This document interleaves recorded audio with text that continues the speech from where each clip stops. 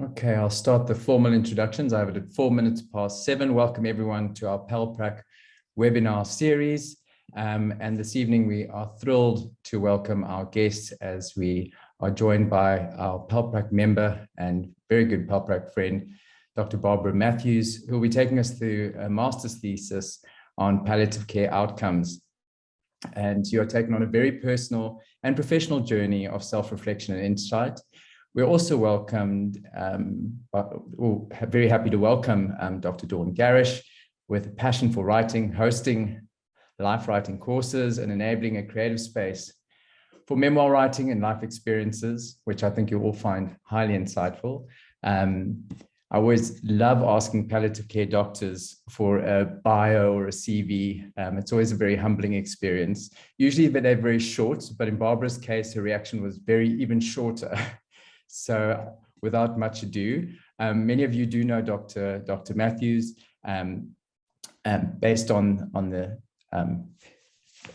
South Coast and working out of Sunshine Coast Hospice, is known to many of us, and we're very excited to welcome her as an enthusiastic amateur writer. Her CV states, and also Dr. Dawn Garish, who is an author and a medical doctor and the founder of an organization and also a founding member of the Life Writing Collective, which is a course of writing as an aid to self-discovery, self-recovery, and building community.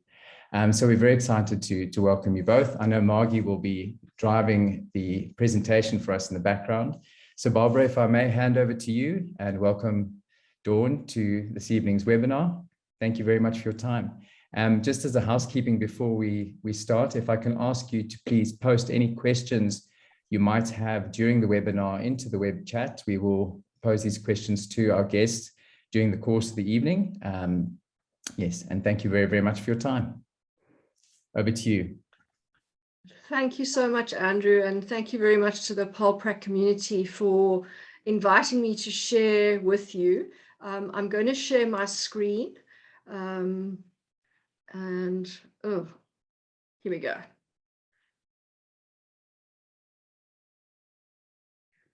I'm also delighted to share this platform with Dawn Garish, and it's a great privilege to share with her and to engage with her passion for writing, and she's influenced me on a personal level. So Dawn, thank you so much for joining me. All of this began with the submission of my dissertation to complete the dissertation portion of my master's. The title of my talk this evening is Your Story, My Story, and the Medical History Somewhere in the Middle. It's about my journey to embrace a writing life via the world, I'm afraid to say and admit, the world's dullest dissertation.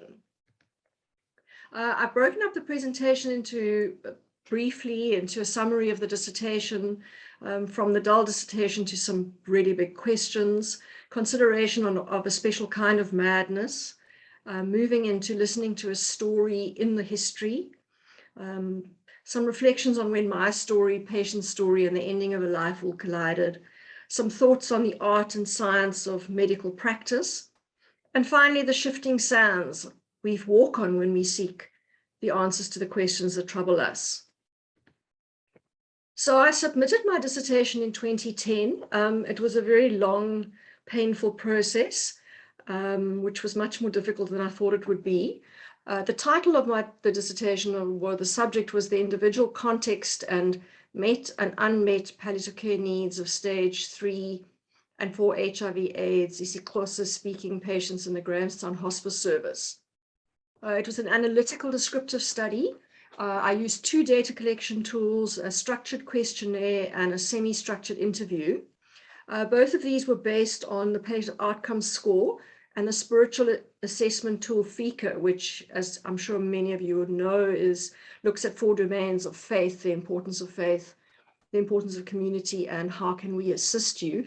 Both of these were previously validated and reliable collection tools. I also collected some demographic detail to elicit specific reflections on geographical context, and then some questions to reflect patient relationships with Grahamstown Hospice. So the conclusions in summary briefly were that, and was supported by the data, that patients continue to have ongoing physical needs despite accessing ARVs, that once on ARV therapy, my cohort socioeconomic issues, and particularly issues related to poverty, caused much more distress than physical needs. Even though physical needs were still present, economic needs rose above those. The relationships between Grahamstown Hospice and the staff at hospice were shown to positively impact quality of life outcomes. And quality of life outcomes revolved around those areas that we all recognize as part of the palliative care World Health Organization definition. So the person, the context, the needs that they had, and then the resources that they were able to access. Could really boil the whole thing down to this, which is that once on ARVs, economic and social issues superseded physical complaints.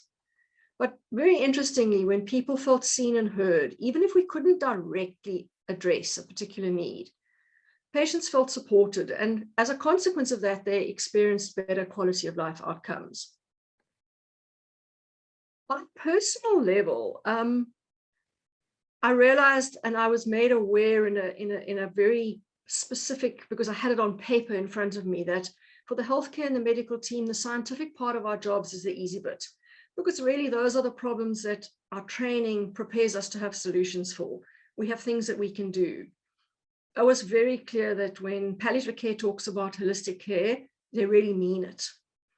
But the things that stood out for me and that stayed with me after the submission was concluded were that the relationships that we make with patients impact on their treatment outcomes, and that these relationships are as much part of the treatment plan as any intervention that we may embark on behalf of our patients. So the dual dissertation led to some really big questions. And as I say, those questions stayed with me. And I do have to say now, and in the spirit of full disclosure, that the rest of this presentation is not part of my research, was not part of my research. It's never been subjected to a research protocol or peer review. And it really is my sharing of the questions that have cropped up for me over and over again in my practice of palliative medicine. They're my observations, my thoughts, and it's trying to work out answers to questions that keep me awake at night. And I found that I was very aware that I couldn't separate myself from the stories that patients told me.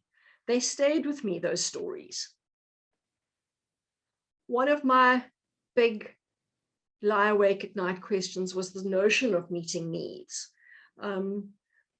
We know what the data says. We know on an academic level, when people talk about palliative care needs and quality of outcomes and holistic care, we know what they mean, but I wasn't convinced that the language that we used for these concepts really, whilst it's significant and it's important that the concepts are quantified, or not quantified, but put down on paper so that we all try and speak the same language.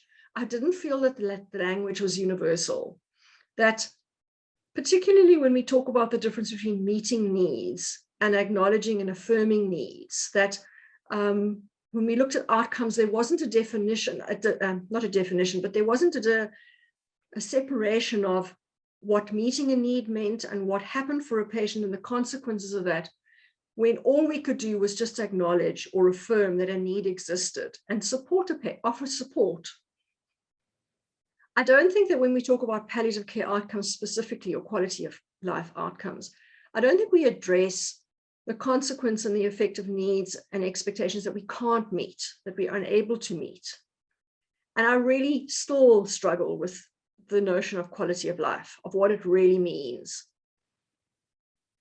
So I suppose a lot of this was about looking and thinking of better ways of elucidating needs and of measuring outcomes. And it's always been important, and it's become increasingly important for me to be mindful that our patients may have life-threatening diagnoses, and they may well be terminally ill or be at the end of life. But until that moment that they die, they're alive. And it's that living we need to focus on.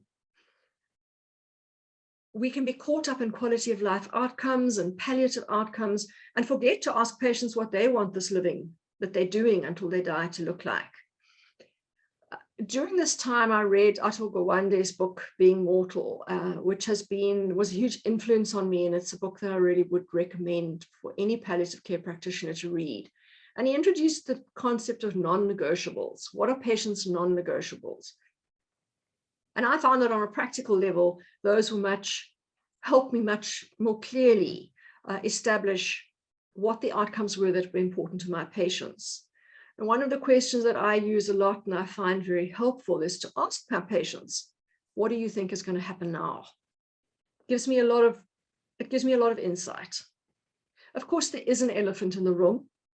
Patients with advanced illness and those at the end of life, the outcome is more or less universally fatal.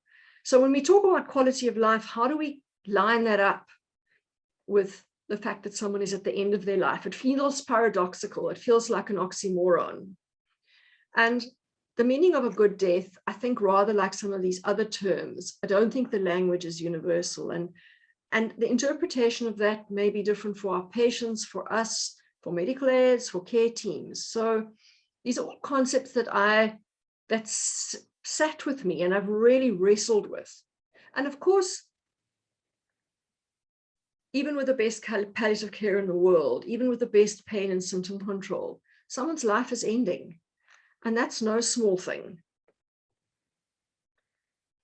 Also began to think more of my position in the whole process and to think about the work that I do has needs and outcomes for me as a healthcare worker, that they're professional and personal needs and outcomes. And that if we're to make relationships with our patients, what do these need to look like? So I went back to my initial observations that from my study, which were that the relationships that we made had impacts on outcomes for our patients. And I began to think more and more about the work that I do and the relationships that I have with patients, what impacts those have on my personal and professional life. I went and had a look in the data to see what I could find that reflected the quality of life outcomes for palliative care workers or healthcare workers working in the palliative care sphere, particularly those working in advanced illness and end of life. And maybe it reflects the fact that I'm not a very good researcher, but I couldn't find any. The data reflects outcomes for patients. It reflects outcomes of palliative care interventions for our patients, but it doesn't consider any outcome, professional or personal, for the healthcare practitioners. More recently, there's a lot of data that's been published in the last 2 years about quality of life outcomes for healthcare workers in the context of the COVID-19 pandemic. And much of this relates to burnout. And it's not focused on any positive outcomes. So our training qualifies us as healthcare practitioners. It qualifies us in whatever sphere of healthcare you're working in, whether it's on the more social science-based, like social workers or psychologists, but we scientists, we learn in a particular language that empowers us to interact with our patients. We are practitioners of evidence-based medicine or evidence-based interventions. We more or less fall into the journey of a patient signs and symptoms that we extract or illuminate or find out via history and examination. We then channeled into investigations, and then we plan our interventions. So what we can and should do in this context of our training is largely predetermined. And of course, the COVID-19 pandemic has rattled. It's been a very powerful disruptor in healthcare in general, but also in the service provision in the palliative care arena. I worked in ARV services in the mid-2000s, and at the time I thought this surely had to be the biggest and most heart-rending crisis of my career. And then COVID came along. And many of us and many of our colleagues are burnt out. They're disillusioned with the professions that they've been practicing, many of them for years. We're working in a context where our healthcare systems are buckling. And in this country, there are also so many systemic challenges that are really difficult to negotiate. I'm very disquieted by the very regular headlines that one will read on whatever platform you access your news about.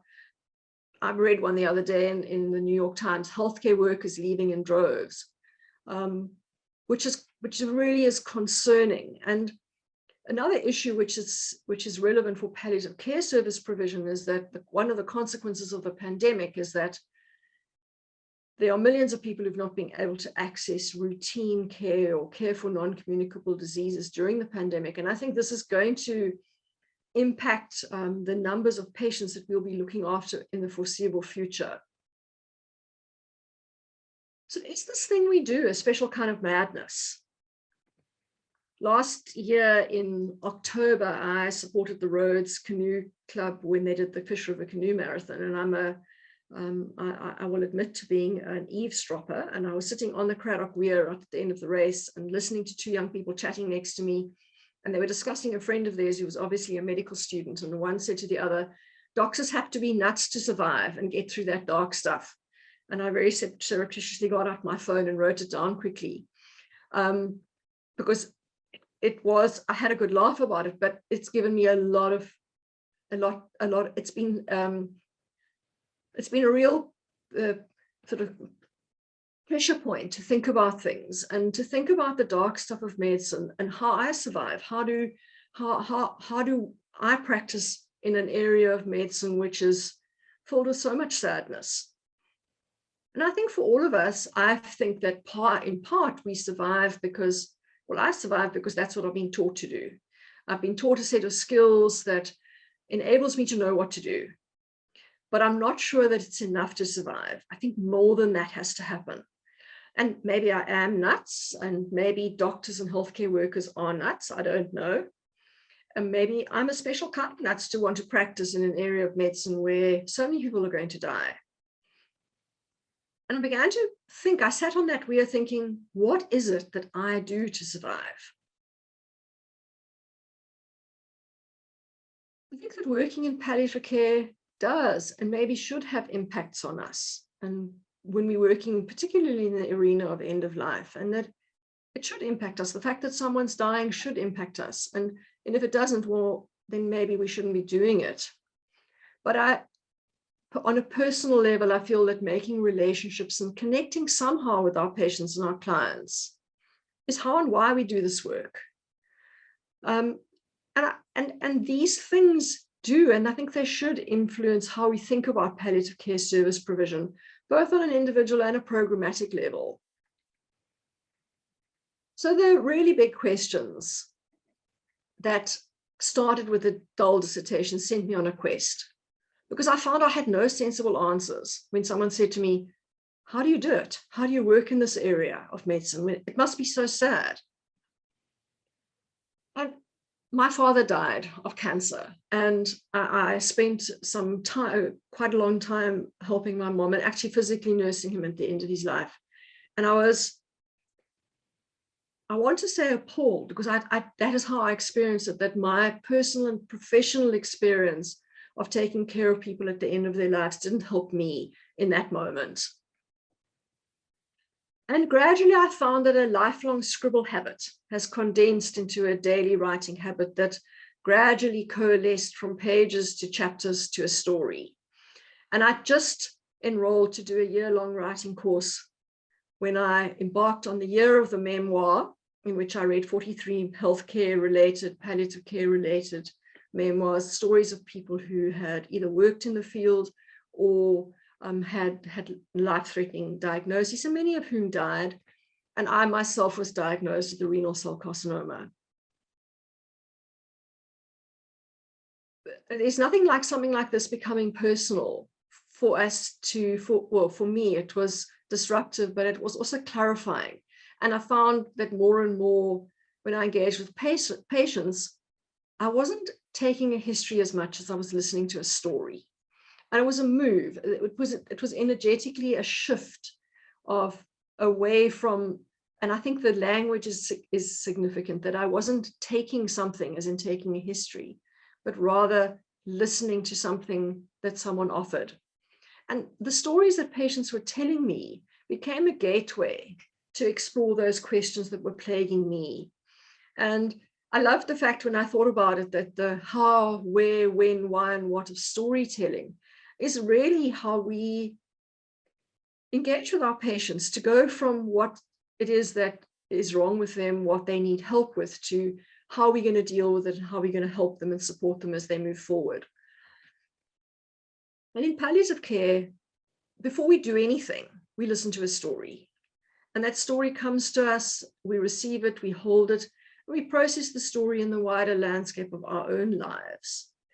And the social scientists have noted this, that it is so that our role in that story is not objective or passive. Because for the duration of the period that we care for this person or we're involved in their care, we're part of the ending of a life. And that ending is part of our own lives. In palliative care, I think story listening rather than history taking matters a great deal. The information that we can glean from listening to a story unlocks so much information and so much about this person. It's essential to the medical management or whatever medical plan we put into place. I think it's important that we can understand the meanings that patients apportion to their situations, the subtext of what is unsaid as much as what it is that they do say. Patient stories will give us insight to their psychosocial context. They will also tell us what they hope and need for, what they want and need, what their fears are, what their non-negotiables are. And of course, that engaging with someone's story is how we begin a relationship. I love this because it speaks to the two-person participant, that the secret in singing is found between the vibrations in the singer's voice and the throb in the hearer's heart. So for quality of life for palliative care patients and for me, when I listen to patients' stories, I couldn't separate my patients' stories from any measure of outcomes because their stories informed, as I said, what they wanted their living to look like until they die. When I listened to these stories, I could help my patients make sense of where they were and help them process, but it was also a door to the inner landscape of my life, because patients' stories made my own heart beat faster. And when we listen to stories and what is important to our patients, they also allow us to consider what's important in our lives. Recently, I looked after a lovely man, and he said to me, we were talking about end-of-life planning, and he was very ill, and he looked at me and he said, "Barbara, the problem is I've never died before." And of course, there are problems. The problem is that I haven't ever died before either. The problem is that we can prioritize diagnosis and management. We can focus on the dying, but we can forget or misplace all the other stuff. And of course, the other stuff is the whole person, the family, but it also includes the healthcare team. And none of us have died before. And then we need to also remember always that the listening to these stories can be painful and it can be difficult. And then I found that my story, my patient's story, the ending of a life, and particularly the ending of my dad's life, all collided. They all bomb dropped on me at the same time. And I began actively writing stories down. And when I wrote them down, I found that what landed on the page wasn't medical detail. It wasn't the detail of my patient's medical situations, of my father's cancer journey, or my own. They were just stories of how someone came to me on a Tuesday in the middle of May because suddenly the dying time was upon them. But it also recorded, these stories recorded in how they came and to land on the page was a record of where I was in that moment and what was consequential to me in those moments. But most of all, the stories that landed on the page reflected the grace that I was able to find at the bedside of the dying. Suzanne Coven, who is an American a physician and a well-known writer. She writes a lot about in healthcare and writes some really wonderful essays. Says that gathering observations and making a story out of them is not a bad description of what doctors and writers do. And I found that the stories and meaning making came to me and became part of this whole process. And of course, human beings are storytellers. We are storytellers, and listening to stories breaks us free when we listen to our patients' stories of the rigid confines of the relationships that we more formally have with patients. But there's also something that happens when you write a story down, that you make connections, it alerts you to things, it brings recollections to you. It evokes memories, and you're able to access memories that you may even forgot you even had. And I think that palliative care professionals in whatever sphere of palliative care you work are uniquely positioned to bear witness to the human experience.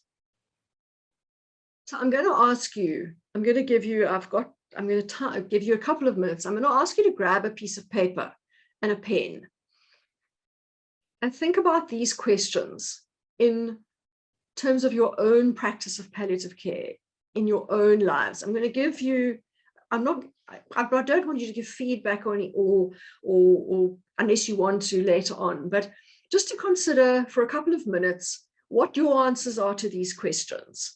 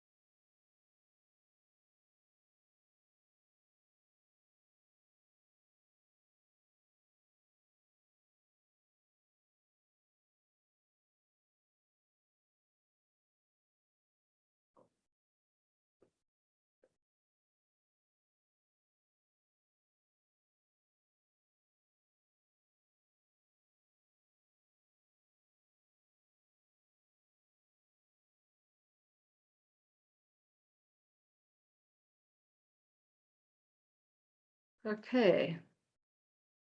So to date, I have written 600,000 words, which seems impossible. And I still don't actually know what the answers to those questions are. I'm still not sure. I use writing as a way towards the answers, but I find that whenever they come close, I find that there are only more questions. But writing allows me to let go of my professional and formal training, which requires knowledge and proof. And in any event, a good story, a really good story, contains details, but it also contains feelings. And of course, my why and my how of why I do this is going to be different to yours. But listening to your story, listening to our patients' stories or my patients' stories helps me to tell my story. I have had some thoughts, some things that I've stumbled across along the way. I think that the practice of palliative care offers us a very unique space to explore the art and science of healthcare provision. It asks more of us than that we're just scientists. It asks that we're healers as well. I think palliative care asks us to think beyond pathology and survival stats. And it allows us to embrace our hearts as much as our practice partners, as our brains. Robert Jane said that in life and art, it's better to be an enthusiastic amateur than a jaded professional. But of course, we are professionals, and our scope of practice is guided by professional ethics and good practice.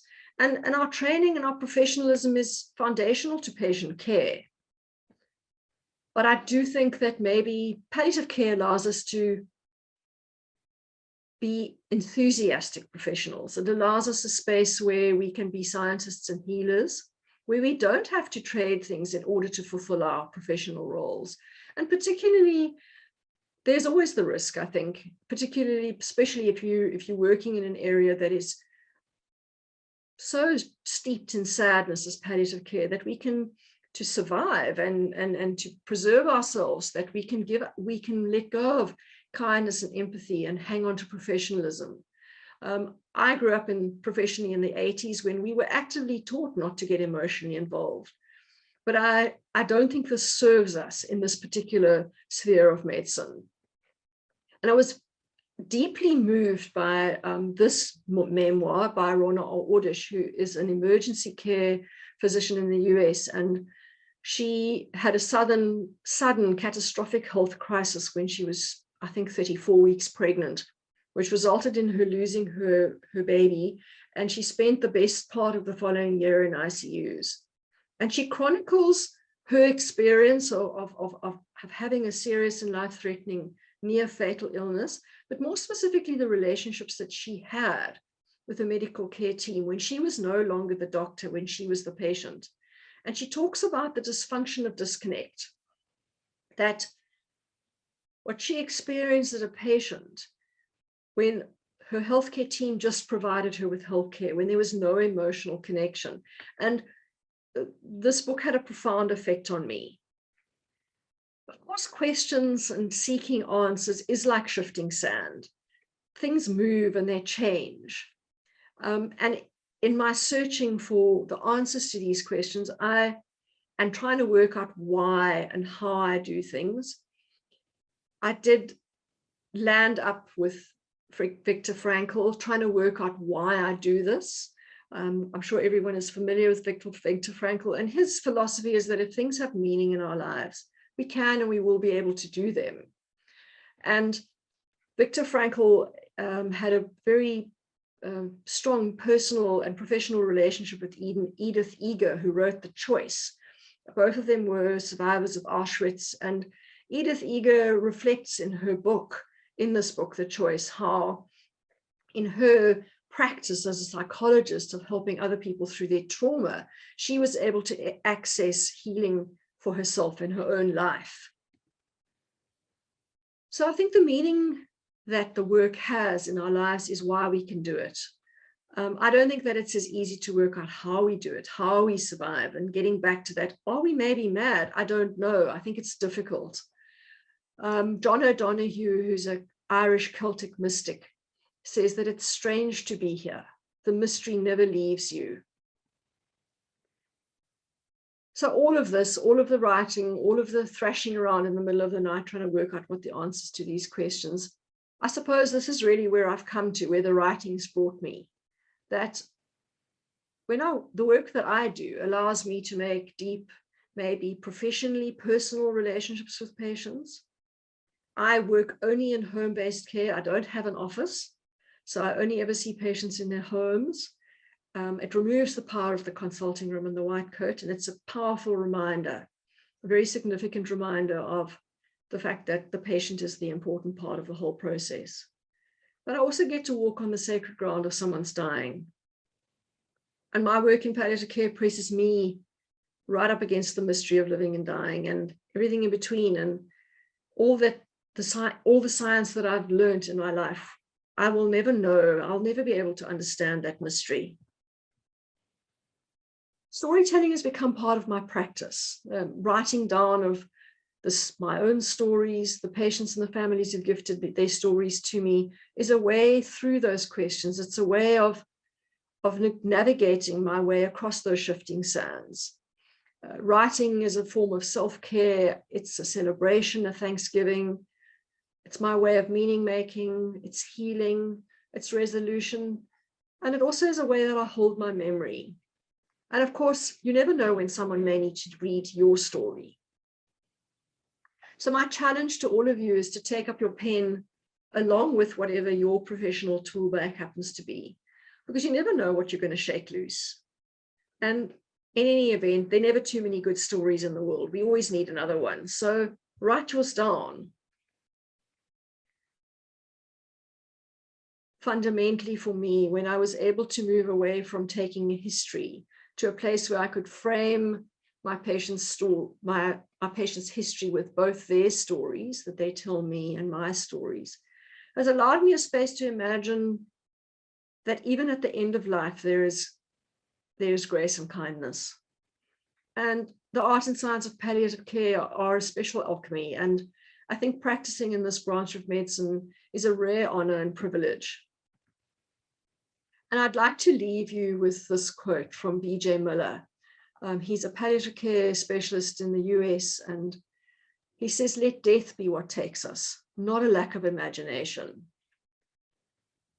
So thank you so much. Thank you for indulging me as I share with you two of my life's great passions, which are the practice of palliative care and my writing journey. And I'm really thrilled to be sharing this space with Dawn Garish, who on a writing level has been a wonderful mentor and encouraging presence in my life. And thank you so much. Thank you for inviting me to share this with all of you. Thank you very much, Barbara. Anna Buchner preempted an email I've just dropped down to you asking you for that list of books that you read. I think that if we could get a round of applause, we might have that. It'd be lovely for us to be able to share that with everyone. It'd be interesting to see. Yeah, sure do. I'll do that, Andrew. Thank you very much. And it was lovely to see that the quote from B.J. Miller you mentioned when we met earlier, and I actually went and watched his TED Talk again. And it was so true what you said. And it actually reminded me of a lot of the work that Viktor Frankl did and was very special. But this is a sort of conversation I think one would almost have over a glass of wine or a long dinner, because it's quite endless. And so I'd like to introduce our next speaker, if I may.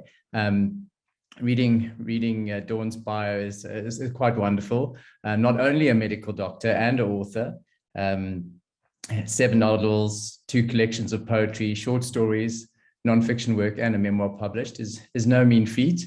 And then to add 5 plays and a short film produced, and that was written for television. So we're in very, very good company. So we look forward to your portion of the presentation, Dawn, and I welcome you to the stage. Thank you for your time this evening. Well, thank you, Andrew. And Barbara, that was incredibly moving. Thank you very much for sharing your experiences with us, your story with us. And of course, I've read most of your memoir, which I can recommend heartily to everybody. I'd be very surprised if it doesn't hit the shelves. I mean, it takes a long time to get published, but when it does, I can recommend it very heartily. So, yeah, how did I get here? My story. I was born to be a writer. That's how I always felt. I mean, I started reading very young. I insisted learning to read very young. I had 2 older sisters, so they provided the role models of reading. And then I started writing at the age of 7. It always was my go-to place to work things out and to play and to imagine. And then my family decided I would do medicine, which I don't regret at all. It's a real job. You know, you can make significant contributions to people's lives. And but it always left something out for me, you know, learning medicine, the approach to people. You didn't get to really know them, you know, you put people in boxes and there were algorithms, a very elegant way of finding out what the problem is and how to fix it. But I always thought, you know, but we're not even going into people, you know, GPs don't even go into people's houses anymore very often. I know I'm speaking to a very particular and special group of people who do often go into people's houses because they are dying. But I was always concerned that maybe your relationship with your grandmother, or the fact that you fell out of a tree when you were 5, I mean, maybe these things really have shaped your life in a way that is not part of the history taking. And I really loved your way of phrasing it, Barbara, that, you know, take the story out of the history.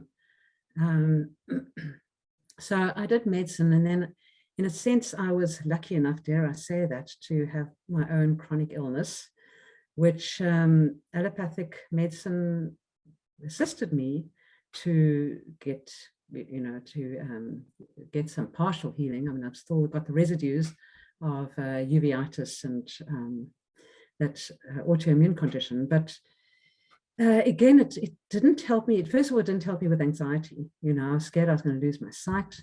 This is while I was a medical student. And so I had to turn elsewhere, and I kept on having these recurrences. I had to turn elsewhere to find meaning in what was happening to me. That whole thing about meaning, very important. You know, what can I hold on to while this situation, I don't know with how it's going to end. You know, it's in medicine, we say, okay, a third are going to say the same, third will get better, and a third will get worse. Well, that's not really helpful. That's the trouble with stats. You don't know which third you're going to fall into.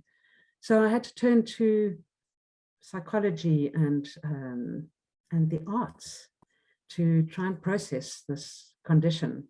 And there's a very poetic way of approaching physical complaints that I learned through Arnold Mendel's work, process work, and then later on Robert Bosnak. So both of them came out to South Africa, and I did some training with them. But they approach illness, amongst other things, but you know, illness is one of them. They approach illness as an image that in the body. So how does one access the image and process the image, not using the logic, but using the tools of the artist?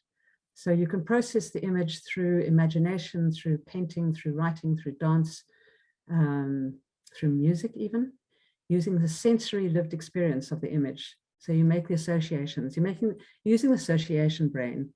And I'm interested in all the arts. It gets very busy, you know, but my main pull is towards writing. And I found right from early on that writing down how I was feeling about my own situation did several things for me. It gave me something to hold on to, you know, the pen. It gives you an agency. Just picking up a pen gives you agency in a situation where you feel like a victim. You know, this thing is happening to me. I didn't cause it. It's happening to me. It's in my genes. It's an old thing handed down. And who knows, stress might have been part of that activated that gene. But so the pen gave me something to hold on to. The story, once you start writing it from the sensory lived experience, and that's the crucial part of it, because there's two ways of approaching a story. You can approach the story from what you know, from your logical, rational, interpretive, analytical mind, and that's what we're trained in. In a sense, unfortunately, you know, our society is very focused on, you need to know where you're going, and you need to plan it out, and you need to do the storyboard so that you don't lose track, you don't wander off. But that part of the mind, that logical, interpretive, analytical mind, you know, this is neuroscience. I mean, there's a wonderful book called The Age of Insight by Eric Kandel, who's won the Nobel Prize for his work in intellectual history. And in that book, he looks at how an individual, well, what happens to a person when you look at a work of art? You know, how does the artist making the art and the person viewing the art, what is that conversation going on? So, so this question of what is this image that's stored in our body, and how do we use our association mind to work with that image? So exploring it through writing my own condition, you find that the story starts talking back to you in the most strange ways, if you are writing from the creative mind. So the logical, rational, interpretive mind only has roots down, you know, very, very shallow roots down into what you already know. So it becomes a chronicle or an anecdote. So if you want to really explore the unconscious roots of your own associations around the images that are driving not only your illness, but your life, again, this is neuroscience, you know, that even when you make a conscious decision, you draw up all the pros and cons, you make a conscious decision, there's a little blip, you know, if they wire your brain up, there's a little blip on the screen before you make the decision. So there's something else going on around that seemingly conscious act of making a choice. So if we don't know what images and narratives are driving our lives, there's a problem. We better get to know ourselves through the images and narratives that drive our lives, so that we can have a conversation with what we don't know about our own lives. So we can perhaps change the ending, So C.S. Lewis has got this fabulous quote where he says, you can't go back to the beginning and change what happened, but you can start from where you are and change the ending. And so this talk is mainly about how regular creative practice can help you investigate, interrogate, get curious about what images are driving your life, what narrative is driving your life, and how might you change it so that you live more curiously, with less fear, less anxiety, and so that you pick up the threads, you pick up on the subliminal cues of what story am I living? How can I live it in a more awake way, with a less knee-jerk reaction way? So, this is all relevant to obviously how we live our whole lives, but I think it's particularly maybe important when these big events occur, like when you get a terminal illness. How can I pick up on the narrative and the images that is driving my life so that I can be as present as I can to what is happening to me? And this obviously applies to healthcare workers as well, healthcare professionals, so that we can be awake to our own responses around the dying patient and our own death. So this question of the curious, creative mind, and how do we switch from what we know about our lives, and we want to stay there because it feels safer, even if we're being self-destructive in our thought habits and our behavioral habits, out of that story that we're telling ourselves. And the story is always too small, always, about ourselves and about other people. You know how it is. Somebody walks into a room and you've already got a story about them. We can't help ourselves. We are trained, it's partly through our upbringing and those filters that we already have about other people, according to our traditions, our cultures, our religious upbringing, our politics, all these things. The stories we were born into shape our perceptions. So somebody walks into a room already, and your own experiences as well. So somebody walks into this room, they've got red shoes, and you had a teacher with red shoes who used to bully you. So already you've got a story about people with red shoes. So how do we catch ourselves? Because we do this unconsciously. We don't even know we're doing it. And we start behaving weirdly around the person with red shoes, and we've already written our own script because they start behaving weirdly back. So it's really important to pick up on these and they're clues in the environment as to who you are and your assumptions. So that's another really important thing, that the creativity, the creative mind is working with associations, the association mind. But an association that's become fixed becomes an assumption, and all the prejudices that flow from that. So how do we loosen up our prejudice and our assumptions about other people, about ourselves? How do we access the association mind so that our lives become more fluid and more curious, and we don't get stuck in these traps of assuming things about ourselves and others? So to go back to my story, so I had this crisis in my life, and I started writing, I started dancing. I went to workshops with Arnold Mindell and some other process work trainers who came out to South Africa. In fact, I was part of an organization who brought them out to train us, to work with us and train us. And then I got a few books published. And then I was writing this book, Eloquent Body, which is a work of nonfiction, where it was an accident, actually. I got this invitation in my inbox to apply for a grant for a nonfiction work. And I hadn't written nonfiction at that point. This was about 2009. So, first of all, I looked at it, I thought, oh, money, free money.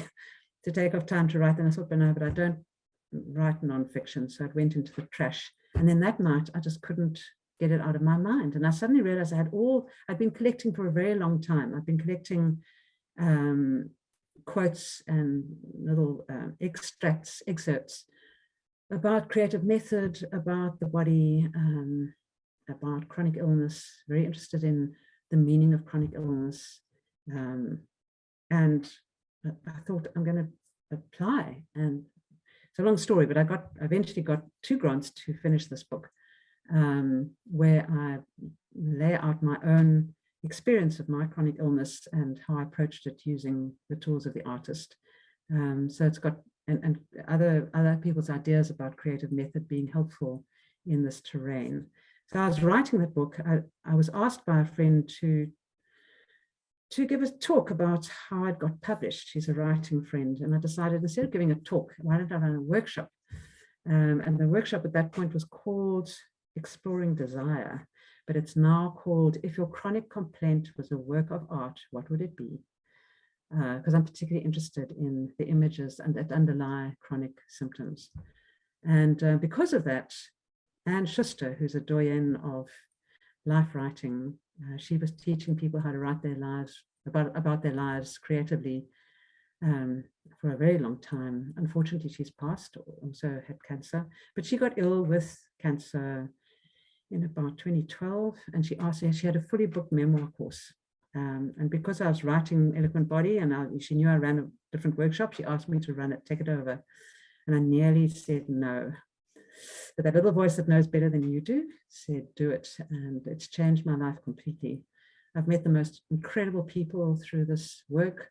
I've explored my own journey. I've read up hugely, more around this whole area. We've done research projects. And then at some point, about 8 years in, I said to somebody who'd been on a course, and we met regularly once a month to share our writing and get feedback and grow our work. And the model is a non-hierarchical one. I love that saying from the 12-step program, get down from the ladder of the hierarchy into the circle of community. So the feedback is always based on how can I do what I'm doing better, and not like on who's the best writer. We're also healing ourselves from that terrible thing in our society that there's got to be someone who wins the prize and somebody else who gets, is the dunce of the class. So we were in one of these follow-up groups, and I said to Lucy, I'm so frustrated because first of all, I want more sponsored people in the room.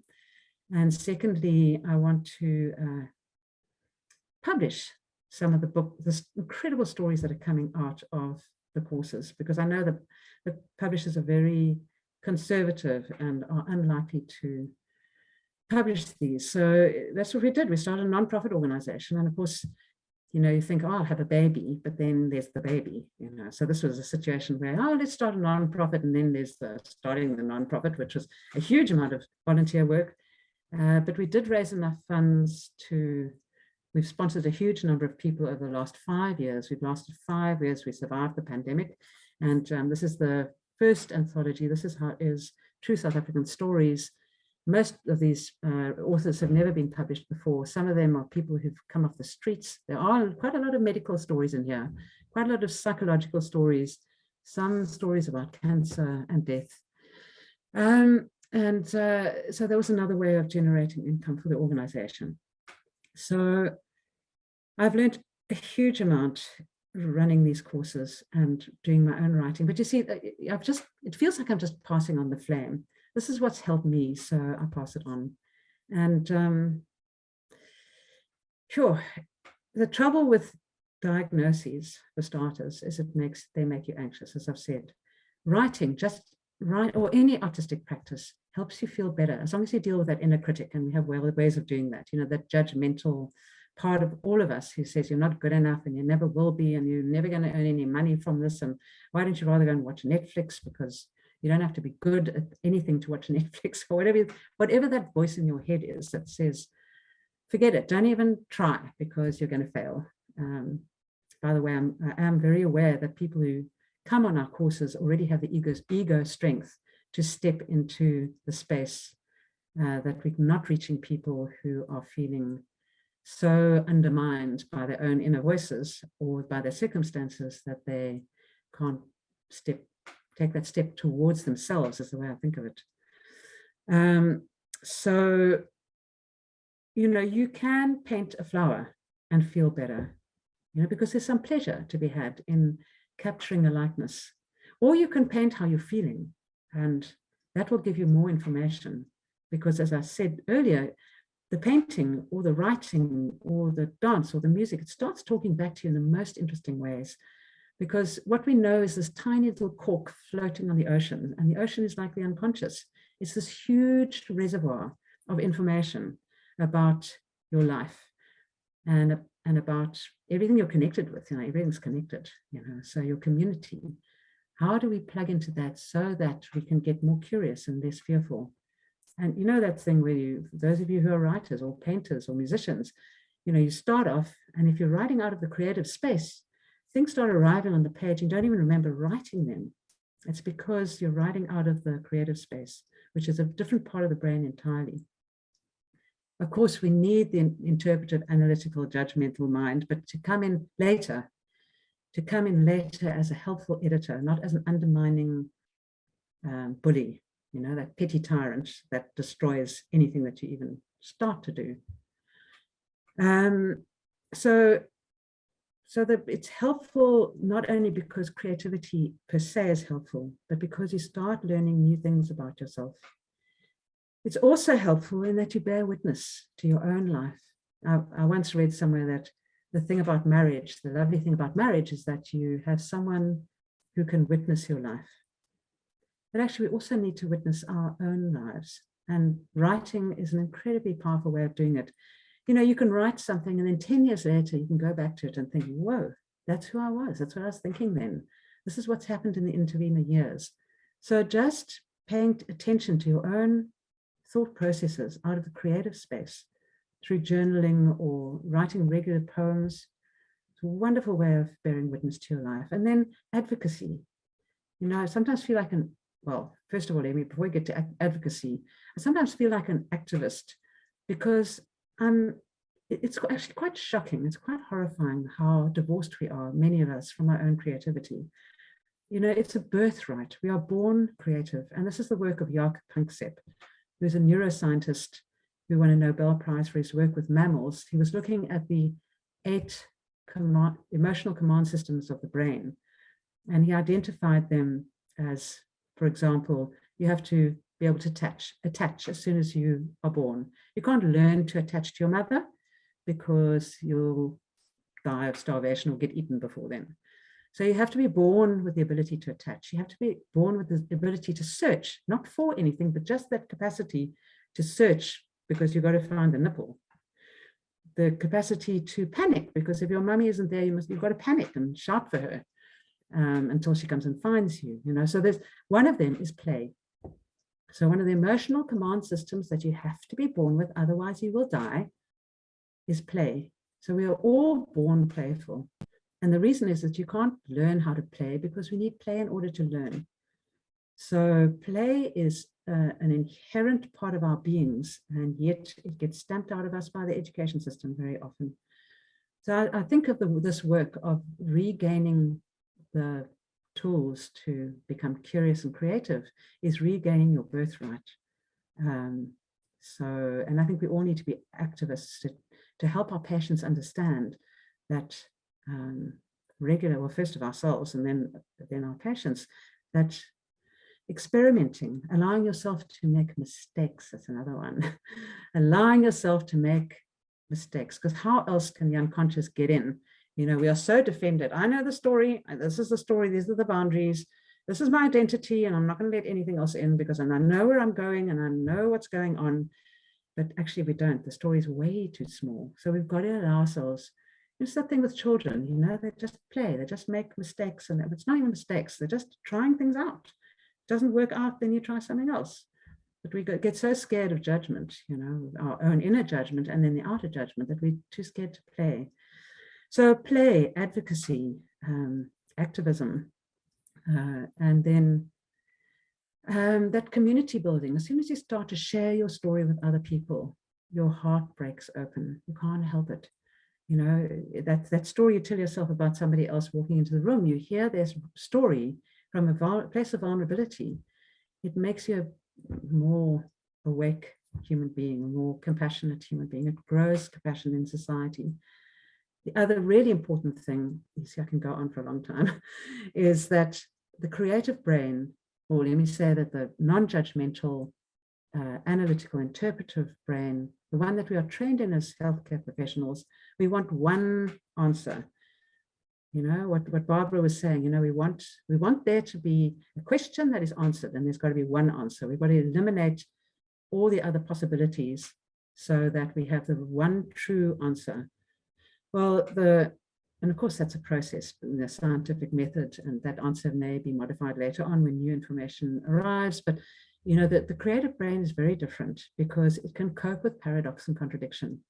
It can cope, in fact, it feeds on two points of view that may be completely opposite, that may contradict each other. And of course, we know that as soon as two people are in the room, at some point they're going to disagree.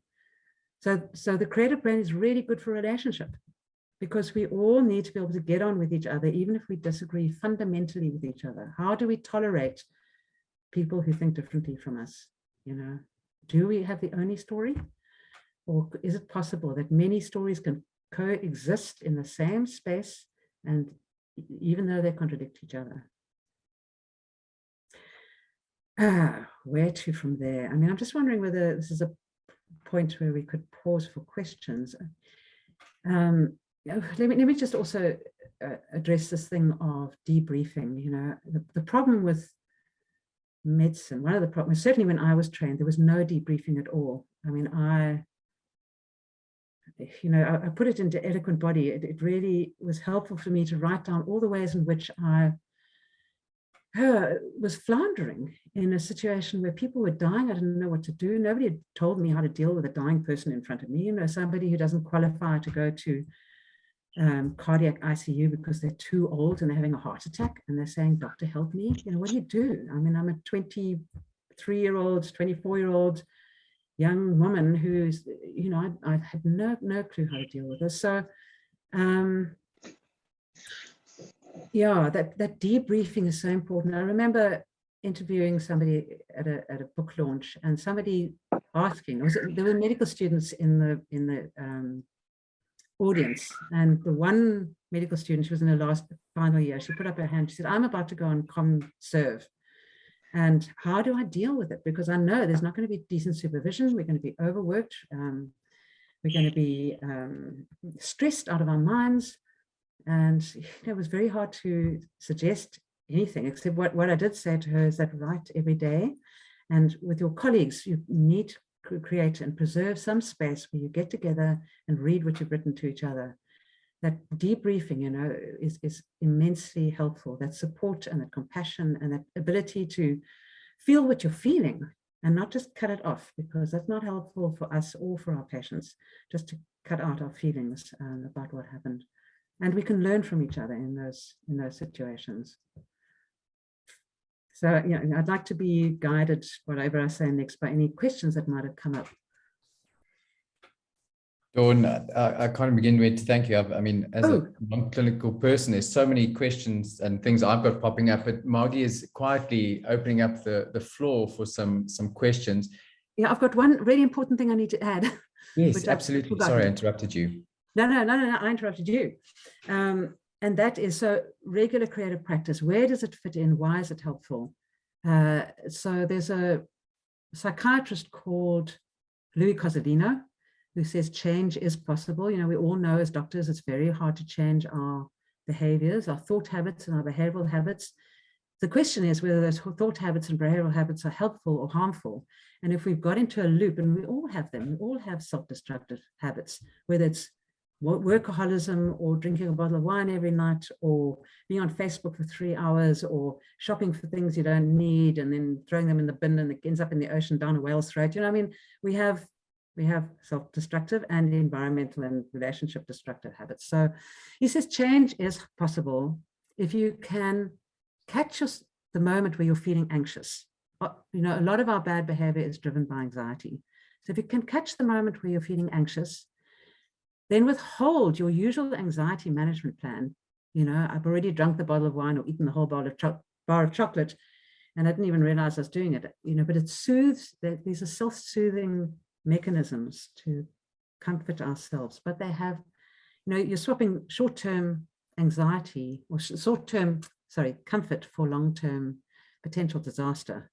So catch yourself feeling anxious, withhold from your usual anxiety management plan for long enough, and then the consequent increase in anxiety. Because if you're not going for the thing that, you know, playing Sudoku, I'm not putting these things down, you know, play Sudoku, but not all day. So if you're playing Sudoku obsessively, maybe there's something that you're avoiding. So you will hold your anxiety management plan for long enough for new neural pathways to grow in the brain. And so the road to Damascus thing is very rare. Usually it's regular practice that helps us change our thought habits and behavioral habits.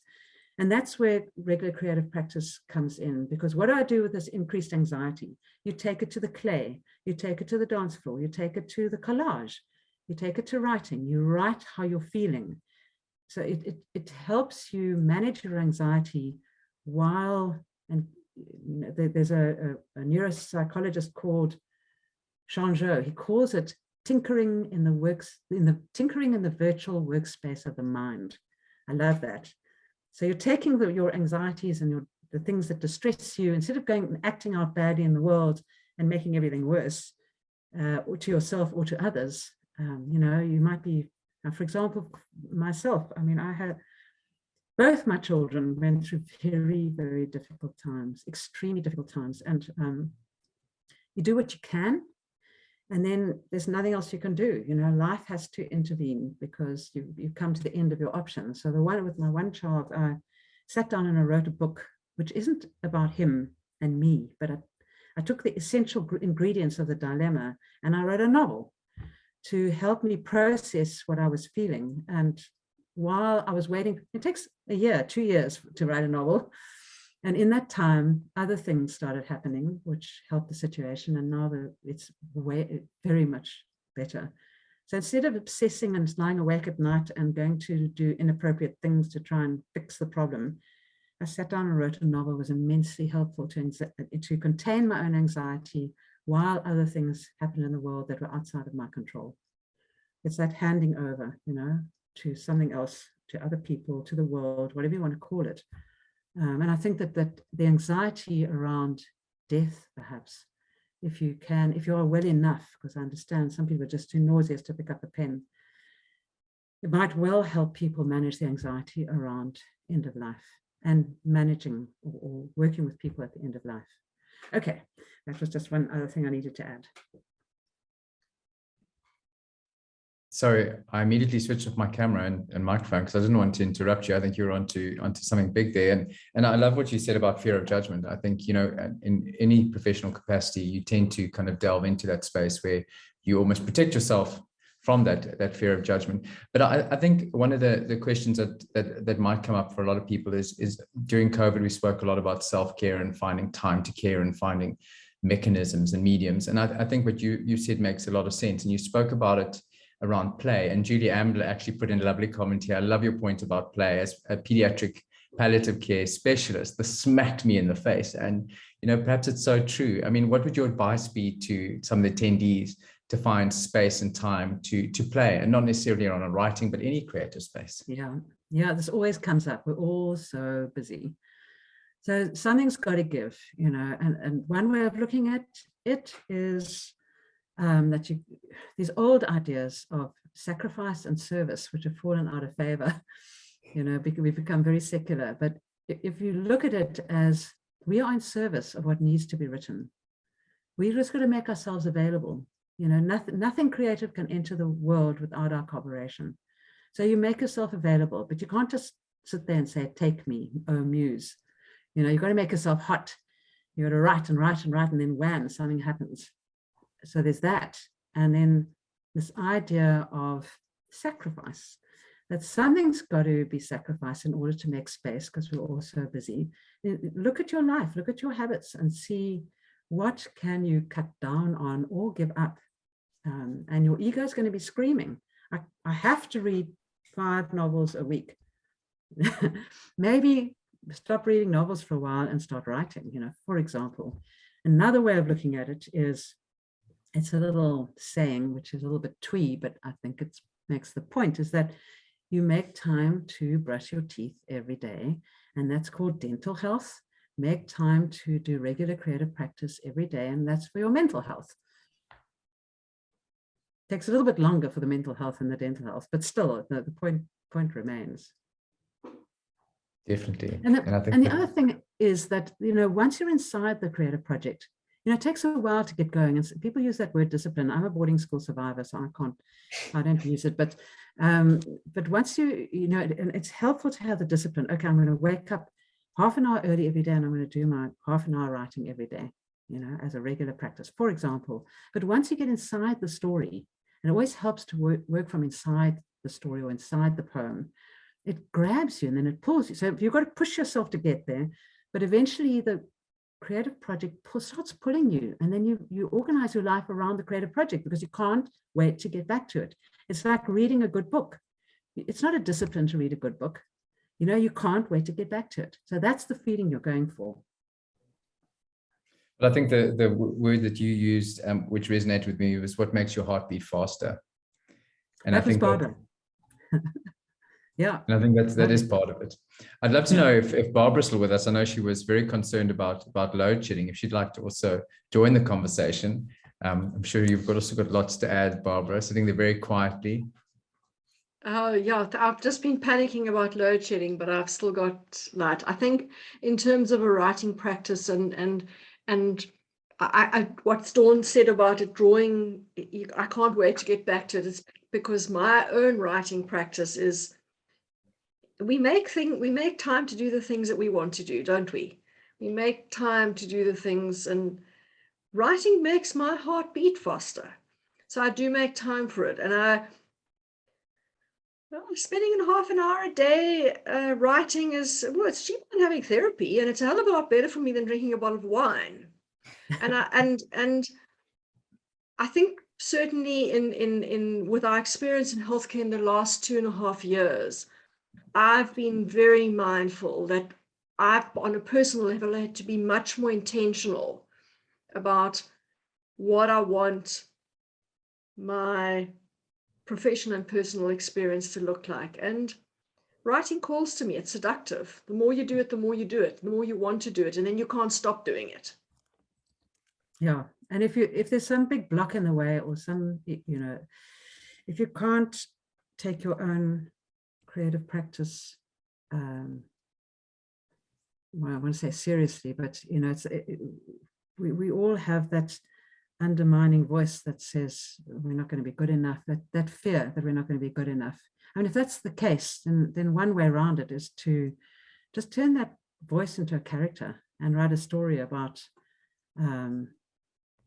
somebody who wants to write, and there's somebody in the room who's telling you it's not good enough. And then you find out, you give your dilemmas to fictional characters, let them run with it, and then you'll find out more about your own thought habits and behavioral habits around regular creative practice.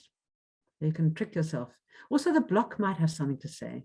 If you're feeling blocked, I mean, we try to get around it and we try to get under it and through you, but the block itself might be giving you some really valuable information. So what does that block look like? Write it, or turn it into a work of clay. Get some clay and make that feeling. So always working from the feeling, working from the energy of the piece, not from what you think about it. What happens in the world is there's something happens in the world.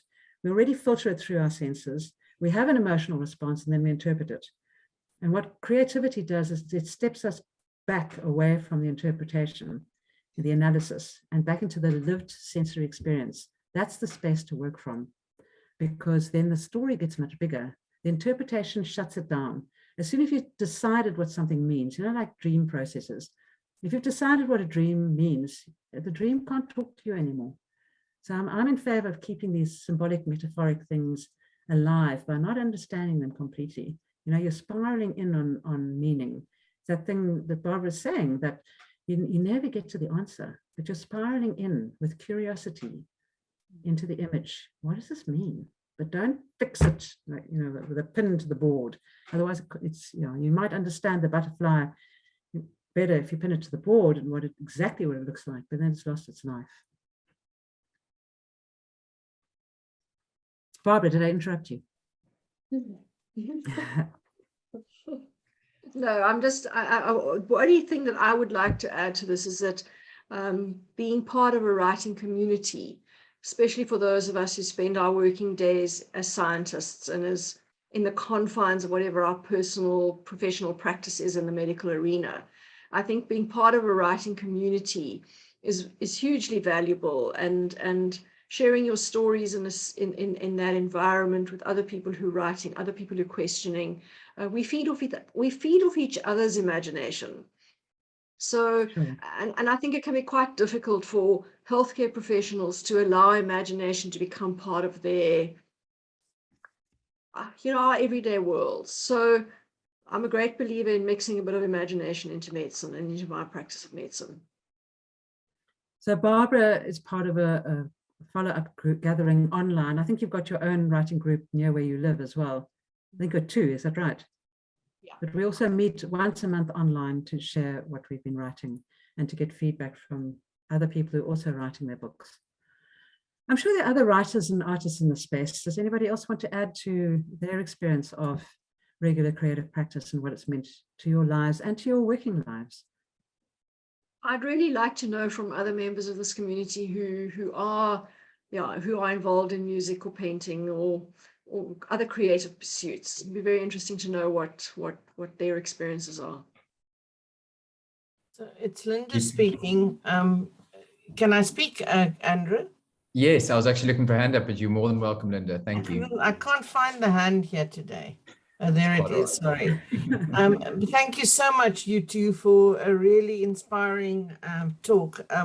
I definitely have the enemy of the critical voice in me that keeps telling me that I'm dyslexic and that writing is not for me and, you know, I can't do it. And so really sabotaging myself a lot. But one of the things that has helped me a lot is I've been doing quite a lot of training around narrative therapy. Where you use language and in a much different way, not labeling, and really developing curiosity about the stories of people's lives. And one of the things that is helping me at the moment is writing therapeutic letters post a session to the patients or the family that I'd seen, and that has been really the most unbelievable experience for me, because it actually and then that forms the basis for the next discussion again, when we together talk about the letter that was written and the thoughts and the ideas and kind of delving deeper into the narrative. And I must say that is helping me to see that perhaps shorter bits of writing, you know, it feels more comfortable. It's more like you speaking writing, you know, not that you're writing in a novel way or in a play or not so introspective, but a reflective on what you've heard and the stories that you've shared. And I really find that is giving a lot of meaning to me and also to the work that I'm doing. But thank you for your inspiration. I might just try again one day when I'm a bit older even than I am now. Keep trying every day, Linda. It's never too late, and it's always a good time to pick up a pen. Yeah. And then I think it would be a fantastic book, Letters to My Patients. Yeah, exactly. Yeah? Well, never thought of that. That would be amazing. Yeah. Thank you. Good idea. Thank you for that. But it's really been inspiring. I really appreciate the validation. And I think the one thing to me that both of you said is the meaning making that comes from reflecting on your work that you've done, even just after a session, after I walk out of the room and I sit in my car and I think about while I'm driving, I think about, you know, how did, what is the meaning that I'm sitting here with in my heart at the moment? And if I don't feel that I made a difference, something was lost in that session, and then I have to rethink and go back next time and work harder at that. But most of the time, there is always something that that happened in that session that created meaning for you and for the client. And I think for me, that is what keeps me from, I've never burnt out in my work. In the 35 years that I've done it, I've become tired and needed a holiday, but I haven't burnt out because of that practice of seeing the meaning and validating that for myself, that was good work. Or do that better next time, or try something different. But it encourages that that delving deeper, I think, not just on the surface, and really looking for, as you said, Barbara, that deeper meaning, that deeper story, that actually. But for me, it's like easier to speak it than to write it. The moment I write, I feel, there's something happens. Something happens there. But thank you guys. I really enjoyed the session so much. Thank you, Linda. And I see Julia's hand also popped up. If I can just make a quick comment, Andrew, just in response to Linda's comments, which thank you for that, Linda, is that I think when you do that reflection, you're often able to access this idea that I've been aware so often that my patients are mirrors, that so often in some way or other what a patient or their family are struggling with in some ways is mirrored by something that's happening in my own life at the time. And those are often connections that you only make when something's been written down and you look at them, you look back on them weeks or months or even years later. So I do think there's that notion of mirrors, and which is, it's compelling when it becomes a habit. So I read, Linda, you've got to pick up that pen. I'll send you a notebook and a pen, as long as you promise to fill it. Thank you, guys.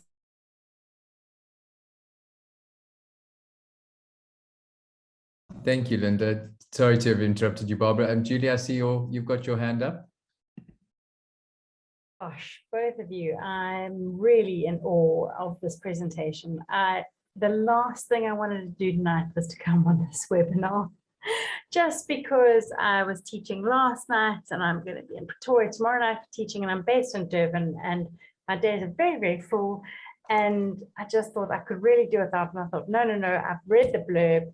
This is something I'd be interested in. So I'm absolutely delighted I made the right decision to be here. There were so many things that both of you have said that have kind of really lit a little bit of perhaps a dying flame. I don't have what Linda's got. I'm extremely, ridiculously, horribly confident and don't have an inner voice that says don't do it. I have a different kind of problem that says sacrifice. Work hard, do more, and which means that I'm not making space for this play. I'm not making space for the creativity. And I am creative. I do paint when I have time. I do write the odd blog when I've got time. Did you hear that? When I've got time. And both of you have kind of said things, and one of the notes I wrote down here was, OMG, what if I'm here to actually enjoy myself? Like to learn. And then I think Dawn, you said something about sacrifice. I'm like, oh my word, for me, sacrifice means giving up the things I enjoy to do the work. And what you're saying is sacrifice means to give up the work to do something I enjoy. Something has to go, something. And that has really been profound for me, that I'm a workaholic, complete and utter, dedicated workaholic. I love what I do. I live it and breathe it. But I do love the play. I do love the creativity. I do love the writing. But I've seen that as indulgent. And what you are both saying is it's not. That I can give myself permission to get up early, to just sit and think about me and what I want to say and what I want to write down. And I really thank you both for this space, because it's been invaluable for me. I think it was the slap. I'm the one who wrote about the play earlier as being a big smack on the face. Yes, I think I've needed a good smack in the face. I think I've got myself sucked down a work hole that didn't need to be. And I'm really grateful to both of you for sharing your thoughts tonight, because yeah, I think we all need to hear this. And I think one of the other things is we don't have to be perfectionist about it. You can actually just be good enough. And that's the point. You can just be good enough. Yeah. I'm quite comfortable with being good enough. Luckily, I'm not a perfectionist, but I'm very excited to start getting up earlier to write or to paint or just to be. So thank you.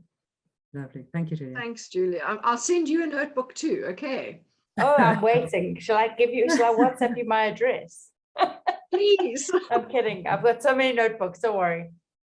Thank you so much, Julia.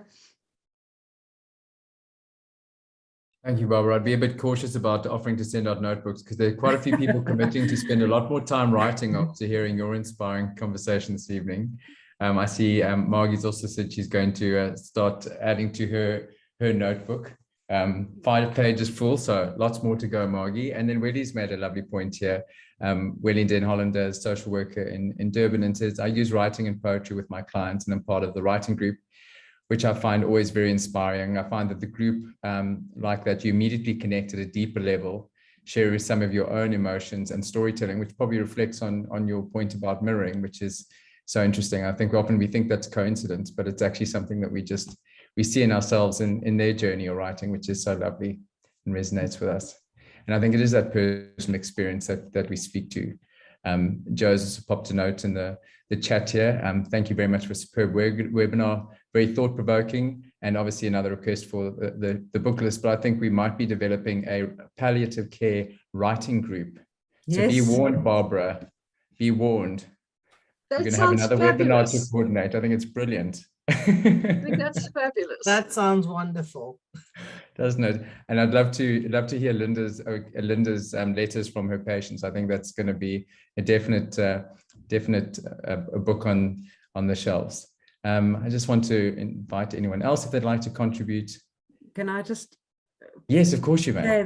So that if anybody's struggling to start or needs, there's something about group processes that is just fantastic. So fantastic if you form one yourselves, but the Life Writing Collective, please, I've posted our website. Please have a look at our website.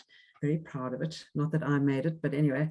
But on the website, there are stories that our members have written. There's poetry, there's the information about the courses.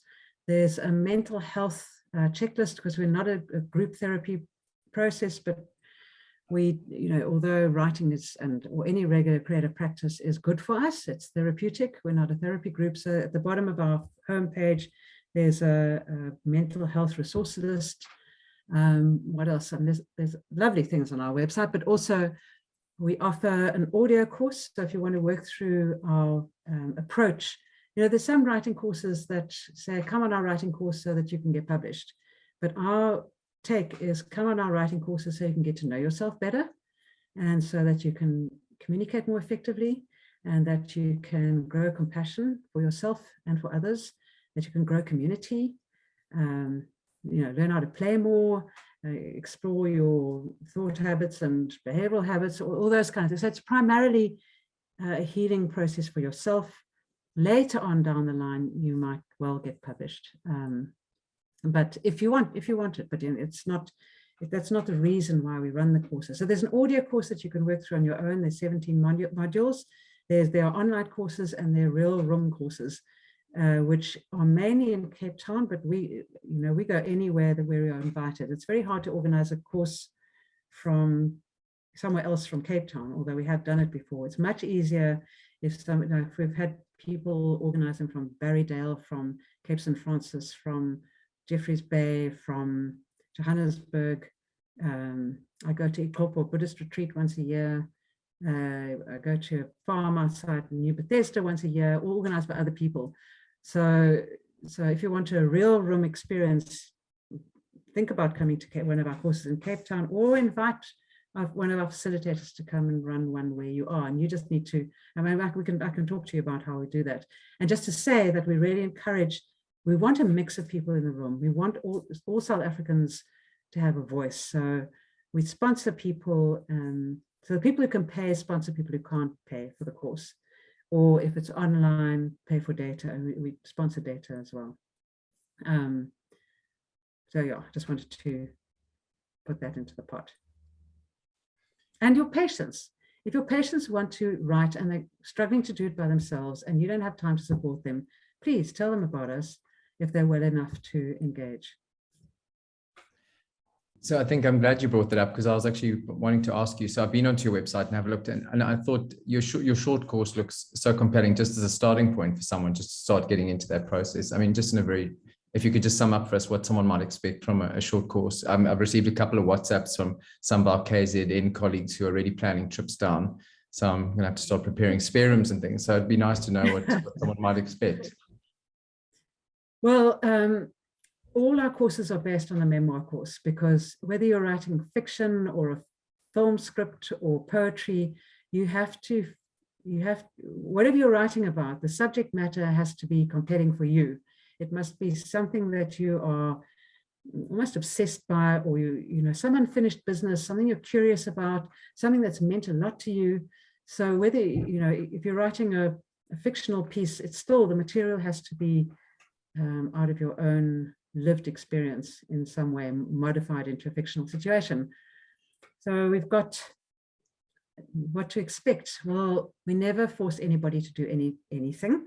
Or you can't force anybody to do anything, but I don't believe in breakthrough therapies or putting people on the spot, or, my job as a facilitator is to get you out of your own way, to get you out of that inner critic that's saying you're not good enough, but also to connect you with your own creative spark, and then you're off. Which images are driving your life, which narratives, and they're very actually simple and effective ways of getting people out of the logical, rational, interpretive, anecdotal, chronicle mind into the free writing, curious, this could go anywhere. Oh, another very important thing about why this is important is that you start trusting that life, how can I say this? If you get to the point with writing that if you just start with the thread of an idea and you follow it on down, the writing starts showing you where to go. And it seems to me that the unconscious has a self-organizing principle, that if you can allow yourself to lean into your own unconscious processes, things start happening that you didn't arrange in your own head. And you start writing things where you think, oh, where did that come from? I don't really want to be writing that, but then something else happens. And then by the end of the story, you think, oh, okay, that's why that arrived. And that's connected with that. So the connections that you make through your writing don't come out of your thinking, logical, and interpretive mind. They come from another place, the creative mind, the unconscious. So if you can trust your writing, that your writing knows where it's going, even though it goes to really difficult places, even if you're writing fiction, maybe we can trust our lives, that even in your most terrible place, your life is showing you something about where you need to go. And if we can stay awake to that, I think it's incredibly helpful. And one can argue with this is a worldview, it's a belief system, one can argue with it. But personally, I think that if one can encourage that as a support base for our patients, there's something else that knows what's going on that is, in a sense, guiding you. It overlaps with religious ideas all over the world, right through our times.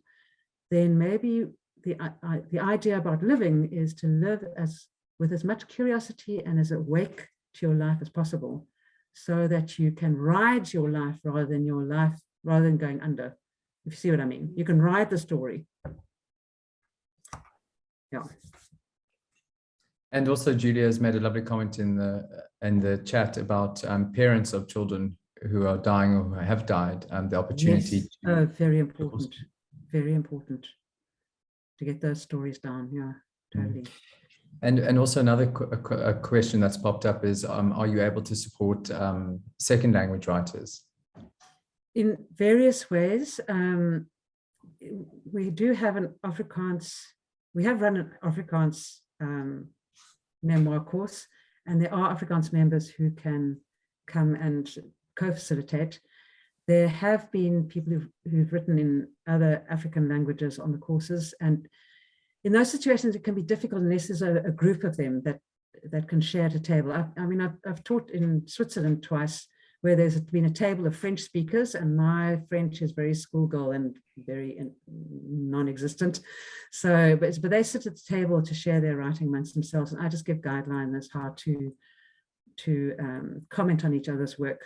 So as long as people can understand English, because also a lot of the readings are in English. You know, I refer to a lot of books. I'm not the only facilitator. One of our facilitators who spoke African languages, unfortunately, is now working for the Goethe Institute, but she does very occasionally run poetry courses for the Life Writing Collective still, and she speaks Sotho and isiXhosa and Zulu. So, but at this point, we don't have the money to train other facilitators that speak other African languages, which it's on the, if any of you know any sponsors, please send them my way. We need lots of funding. We scrape along every month.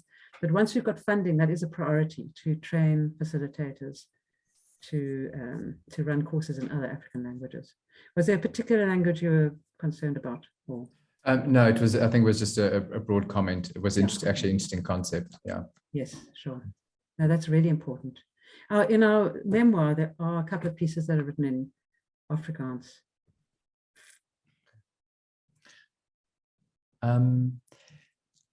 So I'm just putting a quick note here. So Margie's asking, I'm wondering about the value of people who are perhaps too ill to write, for them to tell their story to someone else who could write it for them, or write it down for them.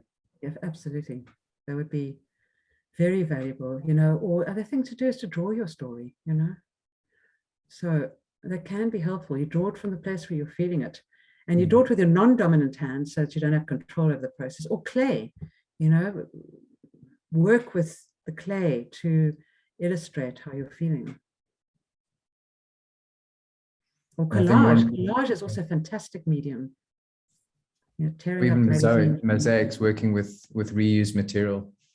Yeah. Well, thank you both. I think this is one of those conversations that could go on for a very long time.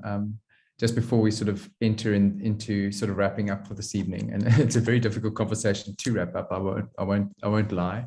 I'd just like to invite our attendees, and thank you very much for your time this evening. If there's anyone who would like to contribute before we ask Dawn and Barbara just for their final comments. I'd like to thank you both. You know, I'm always amazed by the presentations that we have and the conversations that are sparked. And just from the notes I've taken, it's huge value. So thank you so much for your time. We really do appreciate it. But in closing, if I can ask if there's anything that you would like to just share with the group before we wrap up this evening. Dawn, if I can start with you. Sure. Have a pen and paper with you at all times, because the world is full of prompts, and you'll overhear something, or something will jump in your mind, and it might be the beginning of a poem or a story or a piece of flash fiction. You never know. I like that, flash fiction. Yeah. And Barbara, from your side, before we wrap up for this evening? There's always room in the world for another story.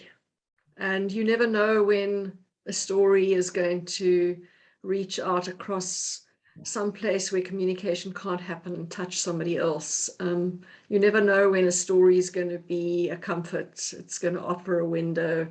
The world can always do with more stories. And I think as healthcare professionals, we are, as I said earlier, we're uniquely positioned to bear witness to this amazing journey of the ending of lives and of the whole human experience. So pick up the pens, write things down, paint.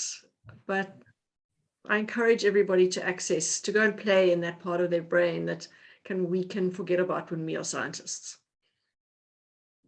Thank you, Barbara. Thank you so much for having me. Oh, no, it's an absolute pleasure. We've shared this platform before a while ago, and it's always lovely to have you with us. So thank you so much.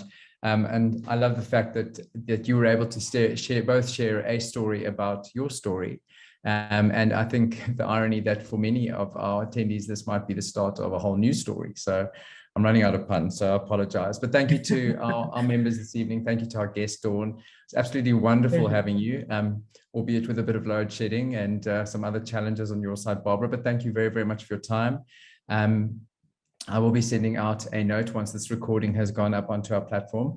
I fear that we might break the internet with everyone scrambling to have a listen, because I think I'll definitely be having rewatching it to pick up on some very salient some notes. But thank you very much to you both. Stay safe, keep well, keep in touch. I know Barbara's going to send through that list, and I will send out a little newsletter with a couple of recommendations, if I may, because that'll be very nice. And Dawn, I'm sure we'll be in touch very soon. I've got a funny feeling you're going to have a group of very enthusiastic palliative care doctors and professional healthcare workers who are going to want to be doing some writing very, very soon. If I could just say that if you sign up on the website, if you sign up at info@lifewriting.com, you'll get newsletters about courses. I know that there's a residential course coming up in October in Fishhook, and it does have some spaces for people to stay as well. Very good. As an example. Fantastic. I'll share it with those attendees that joined this evening. Thank you. Thank you. Well, thank you very, very much to you both. Thank you very much to our attendees and our guests for this evening. I'm going to call it a night and wish you adieu. Thank you very, very much. Stay safe and keep well. Thank you. Thank you. Thanks, everyone. Thank you.